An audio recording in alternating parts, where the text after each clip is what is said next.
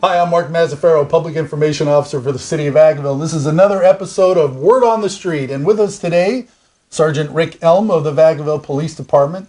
Rick just got done working with our Narcotics Enforcement Team, and he's going to tell us a little bit about what the team does and some of their cases, and kind of give us the lowdown on some of the things we're going to see today. So, Rick, thanks for taking a little time out of your day. First of all, why don't you tell us, what is the job of the Vacaville Narcotics Enforcement Team? Well, currently our job is to stem the tide of narcotics that are coming into the city. And, whatever affects the city of Vacaville, we're going to go after. And so that's basically our main mission is to disrupt and to investigate. A lot of these cases, as you can see with the evidence behind here, are very complex. Mm-hmm. And so I have a team, or had a team of detectives until recently, that do nothing but investigate that type of work. So, now, I would guess it's a pretty dangerous job.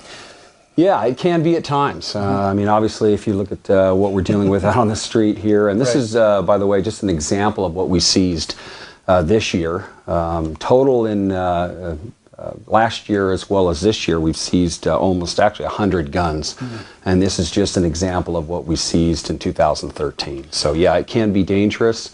The officers are, obviously writing search warrants for narcotics. They're going through doors and they have no idea what is behind those doors. Mm-hmm. And we're dealing at times with some dangerous people, absolutely. Now this is impressive in a bad way. Mm-hmm. When you walk into this room and you see these weapons and you see the drugs behind us, it's like, holy cow, it's crazy. Yeah. We are finding that obviously weapons and drugs go together. Mm-hmm. We're not concentrating on the law-abiding citizen out there, but we're concentrating on the people that actually have the narcotics or moving narcotics and have the weapons as well to protect their narcotics. Looking at some of these weapons, they all look like they work, I guess, but that doesn't even matter, does it? Like I said, if somebody points a gun at you, you don't know. Yeah. You're gonna, Yeah, the officer has to deal with the situation at face value, mm-hmm. and sometimes there is no time to see if this weapon is either a partial weapon and it's even fully functional or not. And really, at that point, it doesn't matter. The officer has to take at full value what they see and have to deal with it appropriately. Rick, do other cities have nets?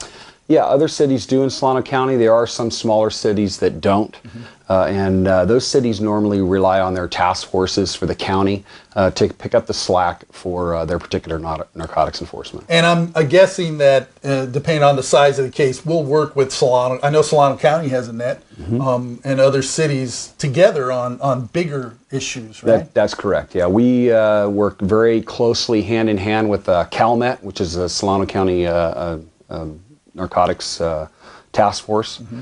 as well as Fairfield Net. We worked with their team exclusively, and as well as other federal enforcement agencies, including ATF, B&E, FBI, absolutely. Mm-hmm. Now, how much work do you guys do undercover? Well, I don't really want to say how much we actually go undercover. That's kind of a trade secret. Gotcha. However, not every case has to have an undercover officer actually meet with the bad guy. We do we use quite a lot of informants to get our information, as well as especially in the city of Vacaville, the citizens calling and saying, "Hey, this is what I'm observing. This is what I'm seeing out of this particular location." So. That's one thing we talk a lot about on this program is how vital it is for our residents to let us know what's going on in their neighborhood. Absolutely. We are successful, and as you can see here, have been successful this year because of the citizens of Vacaville. They take pride in the city, and we have a constant inflow of information about drugs and narcotics trafficking that come in and or affect the city. So I'm a resident. What kind of things what would be tip-offs that I might have some drug activity in my neighborhood that would prompt me to say, I better call Rick Elm? Yeah, large amounts of traffic, and sometimes that traffic is just foot traffic, sometimes it's vehicle traffic. You know, if it's something just isn't right, the person doesn't work and you don't believe they have a job, and they have all the toys, they have all the nice car, nice lots of friends over, things like that. Absolutely, absolutely. And then there's other situations where they don't have a lot of traffic. You know, there's indoor grows that we've come across where there's not a lot of traffic at all. You know, they don't come out very often, But real quick, generally, those houses, like we just had one over in Southtown toward the end of the year, and it sounded pretty loud. 200 plants, I think it was in there. And I mean, obviously, I shouldn't say obviously, but I got to believe there was nobody living in that house. There actually was. There was a gentleman living there. He had his garage full of as an indoor grow, as well as 2 upstairs bedrooms. Right. And I think what gave him away in that case was more of the smell and the things. And they try to filter that to try to dub that down, but some astute neighbor started figuring out what was going on and went ahead and gave us a call. And I would imagine PG&E might be involved at some level too. Yeah, absolutely. We find that most of the grows, especially the indoor grows that we've encountered, have electricity theft as part of the repertoire of the actual grow. So they're running an extension cord, or they've got some connection that's not on the grid, so to speak. They're actually a lot of times bypassing the electrical panels and then tapping in with their own particular heavy cable and hardwire, and then going that route, and then basically the electricity flows from there. So it's pretty elaborate at times. So how long were you on net? Well, I actually did 4 years in narcotics in the early 90s as a detective. And then about 3 years ago, I got the opportunity to actually manage the team, which is a heavy honor. These guys that I've been very privileged to work with are absolutely hard workers, and they do a fantastic job for the city. So how long have you been a police officer? Come on, the 90s, that's a long time ago, right? It is, yeah. You look very young, Rick. Well, thank you. Almost 27 years now. Wow. Yeah, and that is strictly for the city of Vacaville. I grew up here, was a Vacaville High School graduate in the 80s, and got out, served 4 years in the United States Marine Corps, and then got hired with Vacaville in December of 1987. So I've been here a while, yes. So you've been serving the community in many different ways for quite a long time. Yeah. That's cool, man. That's great. So tell us about, you mentioned the grow house, but tell us about some of the bigger cases you've worked on the last year or two. Yeah, in 2012, we had the opportunity to identify a certain specific person who was actually coordinating interdope sales in Solano County and also in the city of San Jose and right outside of Stockton, a small place called Lathrop. And we were able to identify this person, and his main thing was he never really touched the dope very much, and so he would send runners, and we were actually able to work with the FBI and along with their help put together a fantastic case. We arrested, I believe, 5 people out of that case, and that's currently a case that hasn't been adjudicated, but it went federal. Wow. So we got over 10 pounds of methamphetamine, another lab, and seized a bunch of vehicles and money and things like that. So that was one of our larger cases. We recently went up to around the Lake Shasta area, and one of my detectives actually wrote a search warrant for a large outdoor grow where we arrested 10 people, and they were actually in the process of drying the marijuana. One person actually ran from officers and was apprehended by a canine. But we, again, we will go anywhere and everywhere in order to stem the tide of illegal narcotics coming into Vacaville. And that was a case that wasn't one of the normal cases that we normally do, but we definitely reaped the rewards from that one. So there's always a connection to these drugs. You mentioned Shasta, we mentioned other areas, but at some point or another, this stuff is in our town. That's where you guys get involved. That's correct, yeah. If we get information from other sources about other particular towns, we'll pass that information off. And in some cases, we'll allow other teams to work things that even affect our city. But in general, if there's a nexus to our city, we're going to take that case from start to finish.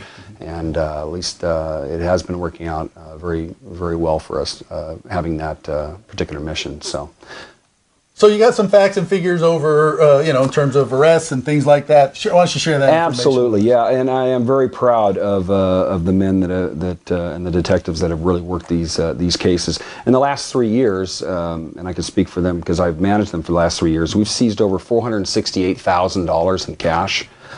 We have seized 40 pounds of methamphetamine, and each pound can go anywhere between, at the high end, probably $10,000, and at the low end, $2,000 or $3,000. We made 404 arrests and seized almost 740 pounds of marijuana as well. So they did a fantastic job. Just with the search warrants writing in 2011, we've written 73 search warrants, 2012 61, and 2013 86 search warrants, and in 2013 we seized 2,032 marijuana plants. So they've done a fantastic job of trying to stem the tide of illegal narcotics coming into our community. This might seem like a silly question, but how many of these guys are repeat folks you've seen before? 2 years later, you see them again? Yeah, many are. It depends on if they're local or not. We've seen, and then we've had information going back years of certain specific people selling. And also, we've busted them numerous times, arrested them numerous times. And some of them get the point and some of them don't. They actually have to do a lot of jail time behind what they've been arrested for. So. Okay, so we've got all these weapons and we have all this other stuff behind us. What happens to all this stuff? Well, it gets seized by our officers, and then it gets booked into evidence, and then hopefully it will go to trial. And then from there, a lot of the narcotics obviously get destroyed, and the weapons, depending on the situation with what the chief would want to do with them, whether he puts them in the service or whether he wants to destroy them, that's up to the department. So some of these could actually end up being used by the good guys. That's cool. Absolutely true, and it just depends on each department and their policy and how they want to handle that. Absolutely. But there's a lot of this stuff looks like you just get rid of it. I mean, it's the broken butts, and things are missing, but again, I go back to what I said originally. Somebody points something at you, they don't know whether it's working or not. Yeah, that's true. Most of the weapons are fully functional, but then, some of them have a missing butt stock or something like that, and wouldn't be appropriate for departmental use. Well, anything else you'd like to add about the work of NET and what's going on here in our fair city? It's been an honor to work with these gentlemen. They risk their lives every day for the city of Vacaville to try to make Vacaville a safer place.